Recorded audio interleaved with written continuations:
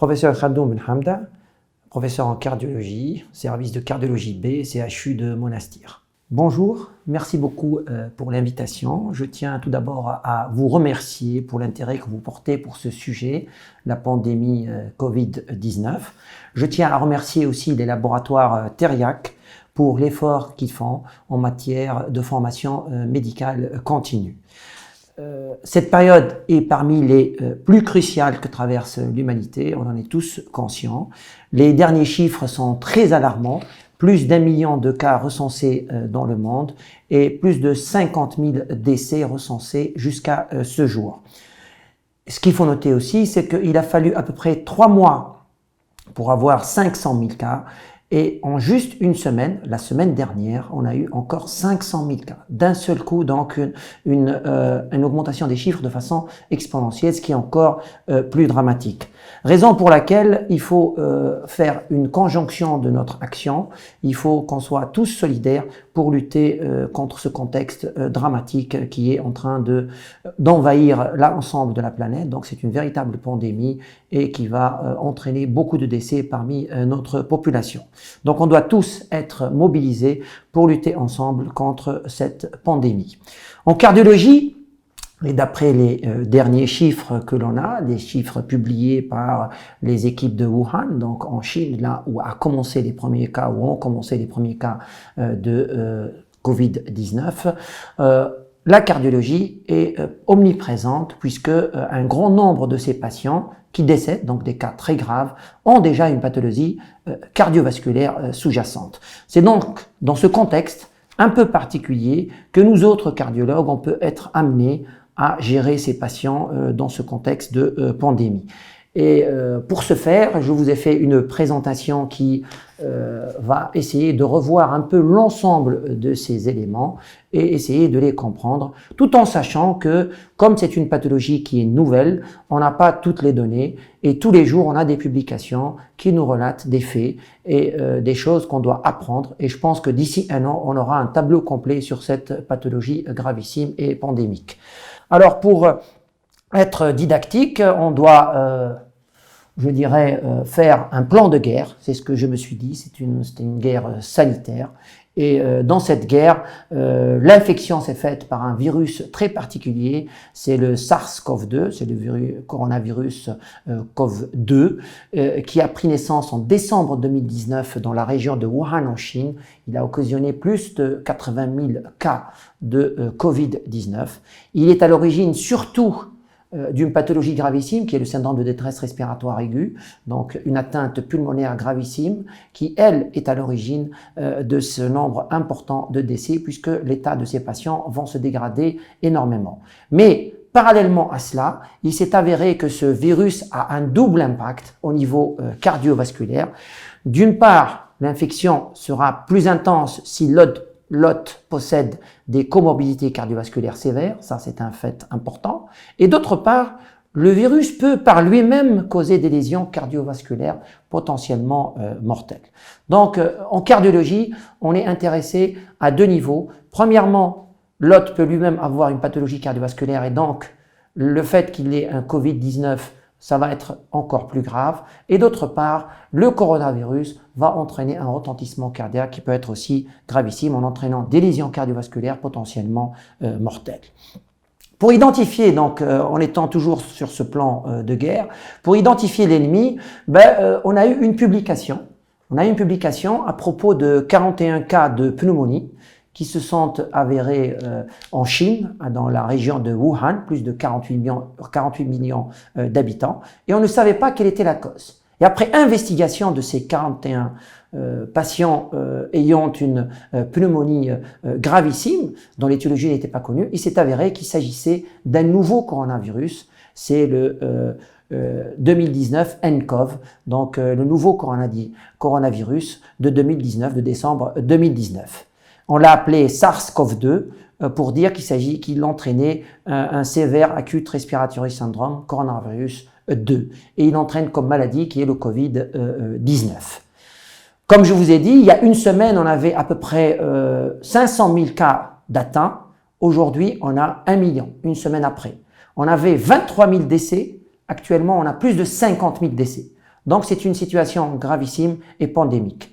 Les premières publications qui ont été faites, elles nous arrivent bien sûr de Chine, elles ont été publiées assez rapidement, il y a, il faut le dire, une flopée de publications. Je vous en rapporte quelques-unes, pas nécessairement toutes, mais ce sont elles qui vont nous apporter quelques éclaircissements sur cette situation pandémique et surtout l'aspect clinique et démographique de cette pathologie, qui est le Covid-19. Alors, une première publication qui a été faite, publiée dans le Lancet, qui montre que sur 41 patients hospitalisés à Wuhan, eh bien, on a noté que ce sont des sujets âgés, primo. Secondo, ce sont des sujets qui sont beaucoup plus des hommes que des femmes, 73% d'hommes que de femmes. D'autre part, et ça c'est l'élément le plus important, c'est qu'ils avaient des comorbidités.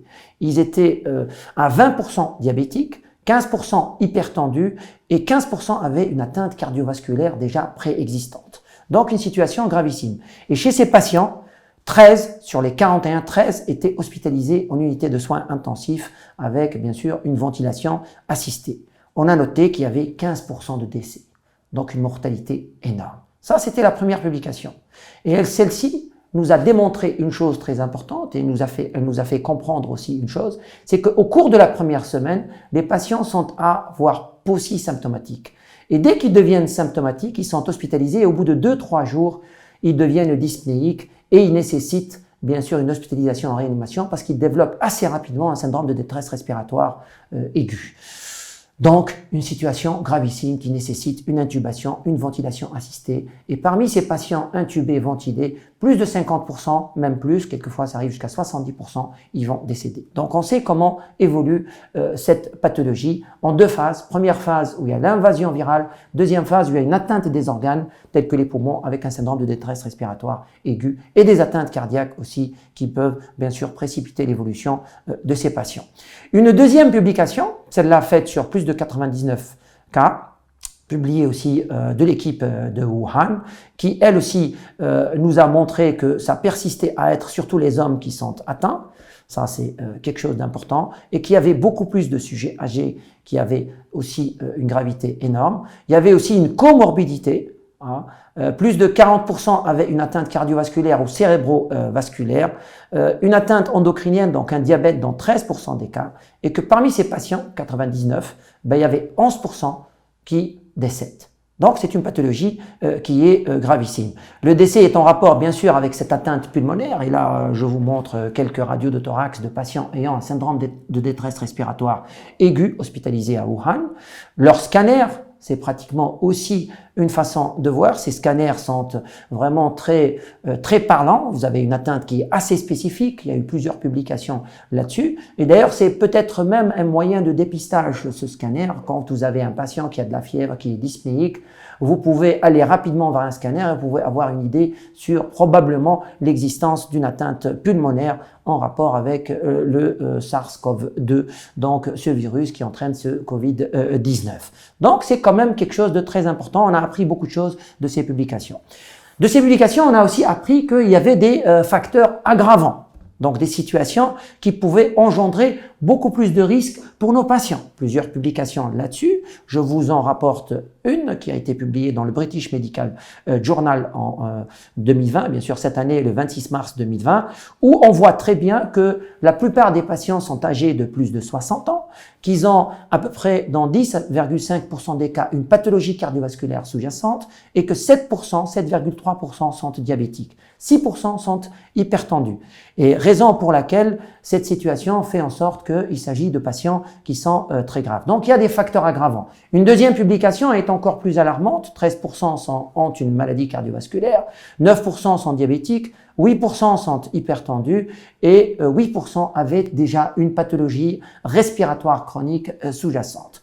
Donc ce sont des patients qui meurent plus et qui ont des comorbidités. Donc les facteurs, on les connaît actuellement. Et même, il y a eu même une méta-analyse de plus de 46 000 patients. Et là, c'est une méta-analyse qui vient tout juste d'être publiée il y a 2 jours, qui montre que ceux qui ont une hypertension artérielle, ils ont un odds ratio de 2,36 de développer un syndrome de détresse respiratoire et de mourir. Donc ce sont des patients qui sont très graves. Ceux qui ont aussi une atteinte respiratoire, donc une atteinte pulmonaire chronique, ils sont à 2,46 d'odds ratio.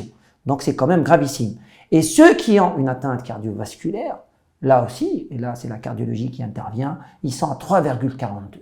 Donc on est vraiment dans une situation gravissime où les facteurs aggravants, qui sont l'hypertension artérielle, le diabète, la maladie respiratoire et surtout les atteintes cardiovasculaires, ce sont des facteurs aggravants pour nos patients.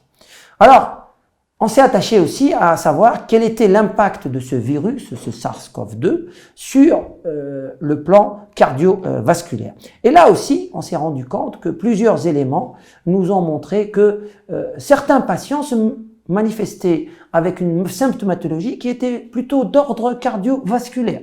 Ils avaient des douleurs thoraciques, donc une possible atteinte myocardique était suspectée en rapport avec ce Covid-19. D'ailleurs, dans les études faites en Chine, 11,8% des patients qui décèdent au cours de cette affection présentent une atteinte cardiaque significative, entre autres par élévation du taux de troponine, donc il y a du dommage myocardique qui est constaté, et des arrêts cardiaques. Donc dommage myocardique et arrêt cardiaque constituent les deux situations qui peuvent caractériser cette pathologie Covid-19. Et tout ça, bien sûr, ce qui est sous-jacent, c'est surtout l'existence d'une myocardite aiguë, voire un syndrome coronarien aigu. Donc il y a une interaction importante entre ce virus CoV-2, donc le coronavirus SARS-CoV-2, et le système cardiovasculaire qui peut entraîner bien sûr cet état gravissime pour nos patients. Alors, plusieurs publications, il y a même une publication qui a été faite récemment au niveau de l'European Heart Journal, où on voit très bien qu'il existe une interaction importante aussi bien en aigu qu'en chronique au niveau cardiovasculaire par ce coronavirus. Et là, on a un schéma pratiquement qui est didactique, où on voit très bien dès que les patients sont atteints par ce virus, il y a deux situations, soit une atteinte directe qui peut se manifester par des symptômes particuliers et des situations particulières hémodynamiques. On peut avoir une hypotension, on peut avoir une tachycardie, on peut avoir une bradycardie et des arythmies et on peut avoir une mort subite, donc d'origine cardiaque. Donc tout ça, c'est une partie qui peut avoir ce genre de pathologie, une partie de patients qui sont infectés. La deuxième partie, et on en a parlé, ce sont les facteurs aggravants. L'existence d'une pathologie cardiovasculaire sous-jacente, celle-ci va être aggravée et on pourra avoir une aggravation de la situation qui peut entraîner une mortalité, bien sûr une morbidité importante et une mortalité conséquente. Donc c'est ce qui est expliqué par cet article. Si on trouve, et si on enchaîne avec un autre article qui lui a été publié tout récemment aussi, parce que ça a été publié le 27 mars, au niveau de JAMA Cardiologie, là les complications cardiovasculaires et le cœur est impliqué là-dedans, c'est surtout un dommage myocardique qui est constaté avec cette atteinte par le coronavirus qui va entraîner cette atteinte cardiovasculaire. C'est surtout essentiellement une atteinte myocardique. Sur 187 patients, on remarque dans cette étude qu'il y a les facteurs aggravants dont on a parlé tout à l'heure, c'est l'hypertension artérielle, 32% d'hypertendus, 11% qui avaient déjà de l'insuffisance cardiaque, 4% qui avaient déjà une cardiomyopathie dilatée, 15% étaient diabétiques et environ 7% qui avaient déjà une atteinte néoplasique. Donc ce sont des facteurs aggravants, certes, chez ces 187 patients. Mais ce qu'on remarque, c'est ce graphique qui nous l'explique vraiment, c'est que quand vous avez une atteinte par ce coronavirus, on se rend compte que chez les patients qui n'avaient pas, et ça c'est la courbe du dessous, chez les patients qui n'avaient pas d'atteinte cardiovasculaire préexistante et qui n'ont pas élevé leur taux de troponine, chez ces patients, on avait un taux de mortalité de l'ordre de 7%. 7% pour ce genre de patients. S'il y avait déjà une atteinte cardiovasculaire préexistante, sans élévation du taux de troponine, on monte à ce moment-là à 13%. Pratiquement, on double le taux de mortalité. Mais ce qui est encore plus grave, c'est que quand vous avez une élévation importante du taux de troponine et que cette élévation de troponine chez des patients qui n'avaient pas en préexistant une atteinte cardiovasculaire, on arrive à 37%. Et quand vous avez une élévation, c'est des patients qui avaient déjà une atteinte cardiovasculaire, vous êtes à peu près à 69%.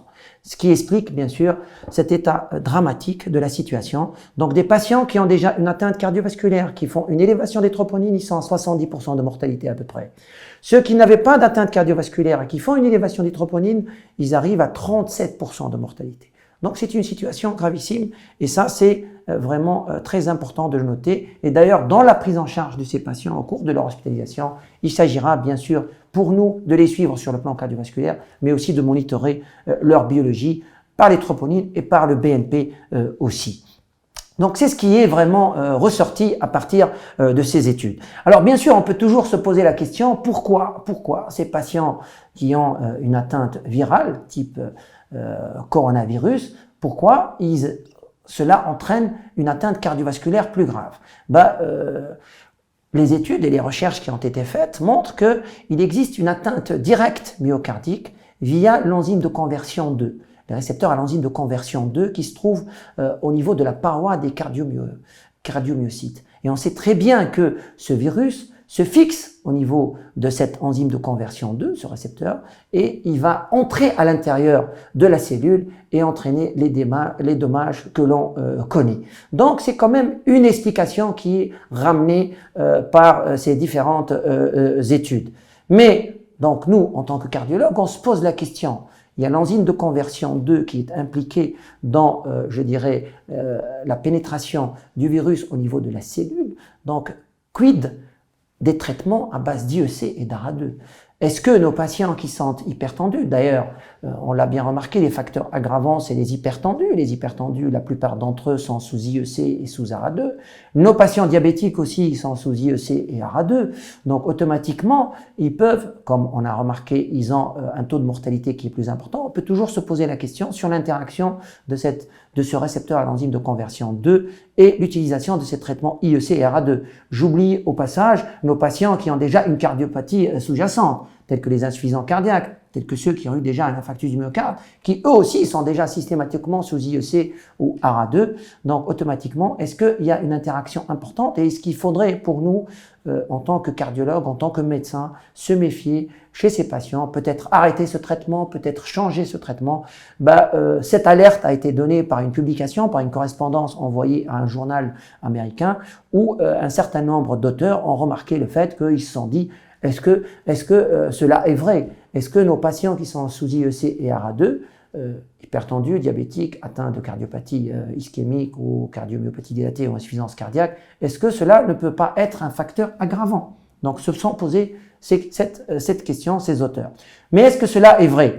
Donc bien sûr, on est allé chercher, et d'ailleurs les sociétés savantes se sont intéressées là-dessus, et il y a eu une publication qui a été faite tout récemment dans l'European Heart Journal, où on n'incrimine pas du tout ce mécanisme, et on sait très bien que les IEC et les ARA2 agissent par un autre mécanisme, ils inhibent l'enzyme de conversion, ils inhibent pas l'enzyme de conversion 2. Celle qui est incriminée dans la pénétration du virus à l'intérieur de la cellule. C'est une explication actuellement valable, bien sûr. Je ne sais pas si d'ici quelques jours ou quelques mois, elle sera toujours valable, mais ce qui est sûr actuellement, les publications parlent de cette approche qui est plutôt l'innocuité des IEC et des ARA2. Et d'ailleurs, on explique ce mécanisme, et là je vous montre la diapositive, où plutôt les IEC et les ARA2 agissent par l'intermédiaire de l'enzyme de conversion, mais pas l'enzyme de conversion 2. Donc, tout ça, en conclusion, d'ailleurs, ils le disent dans leur article, ils disent il n'y a pas actuellement de données valables pour arrêter ces traitements à base d'IEC ou d'ARA2, d'autant plus que, comme vous le savez, si vous arrêtez ces IEC et ces ARA2, vous allez faire décompenser vos patients, et s'ils attrapent, bien sûr, ce virus, ce sera encore plus dramatique pour eux. Donc, au contraire, il faut plutôt garder nos patients sous leur traitement, les garder stabilisés sous ce traitement et ne pas arrêter ces traitements. Et je pense que l'avenir nous dira encore plus. Et bien sûr, cela va être vraiment attesté dans les différentes publications qui vont venir.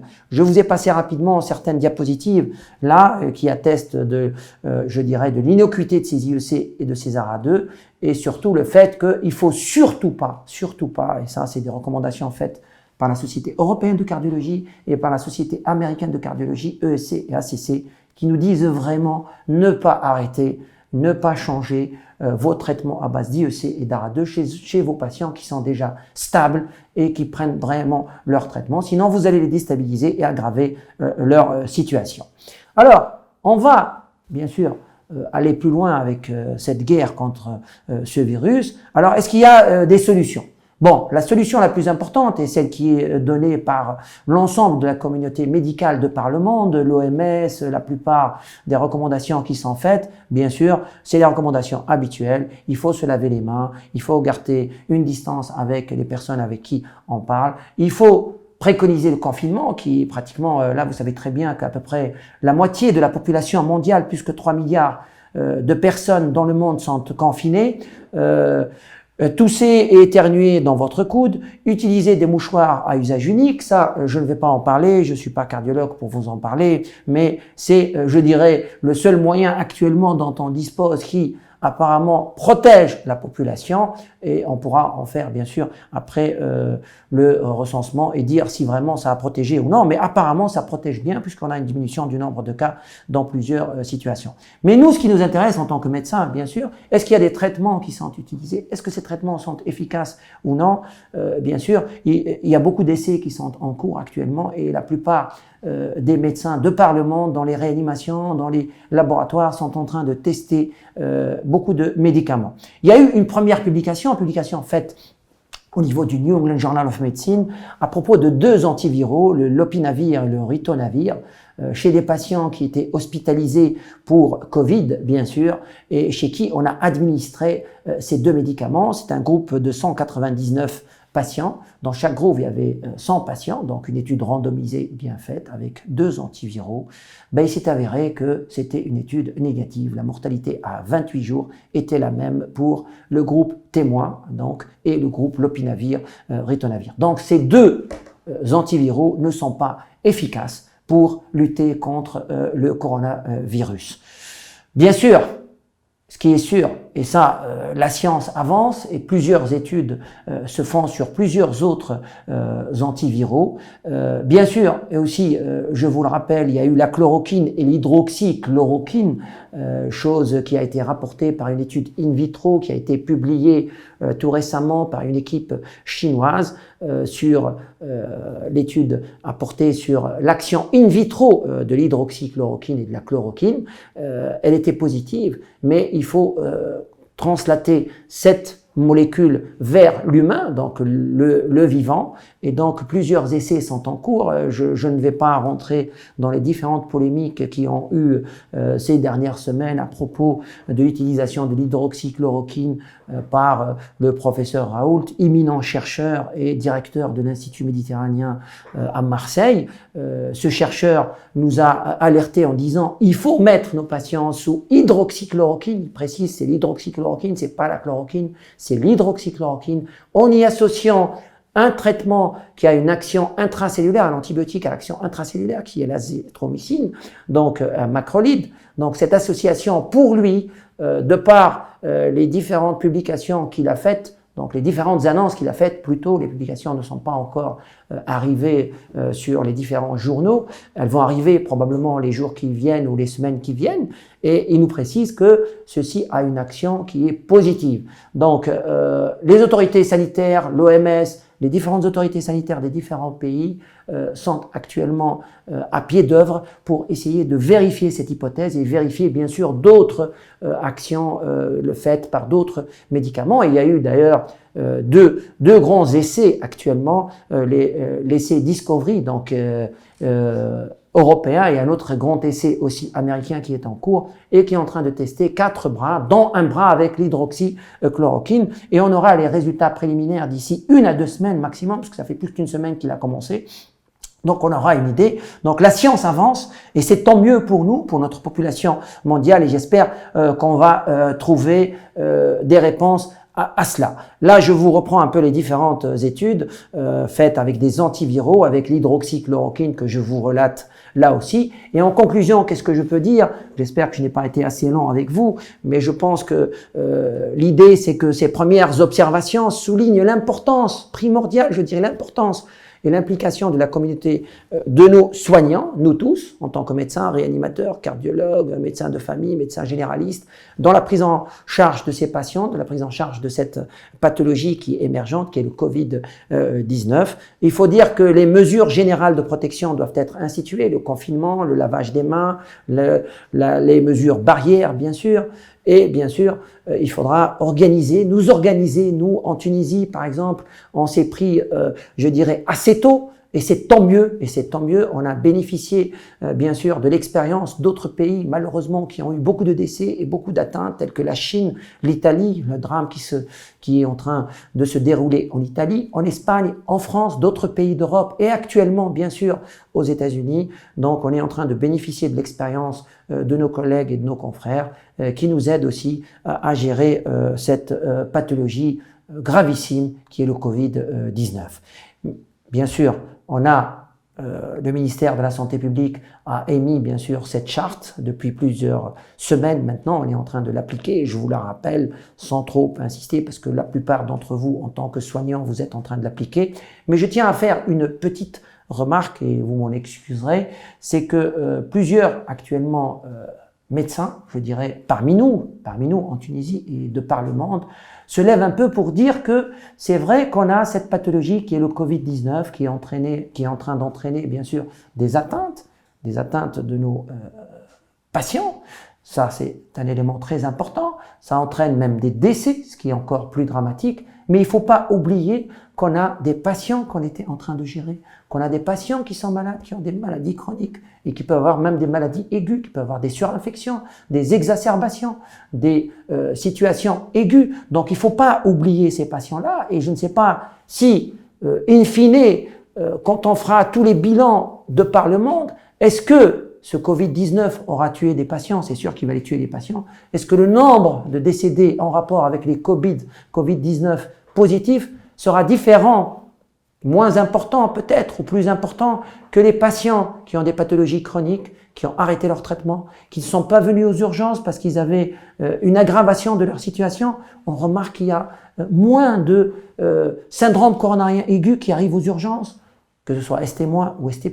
Donc on se pose la question. On a moins de patients qui ont des détresses respiratoires en rapport avec, non pas le Covid-19, mais en rapport avec des poussées d'insuffisance cardiaque ou poussées d'insuffisance respiratoire aiguë sur insuffisance respiratoire chronique. Donc on se pose cette question et je pense qu'il faudra que nous, en tant que soignants, à tous les niveaux, on se mette plutôt à aussi s'occuper de nos patients chroniques et à gérer nos patients. Et je tiens à vous remercier. Et j'espère que l'humanité va survivre à cette pandémie, à ce Covid-19. Merci beaucoup.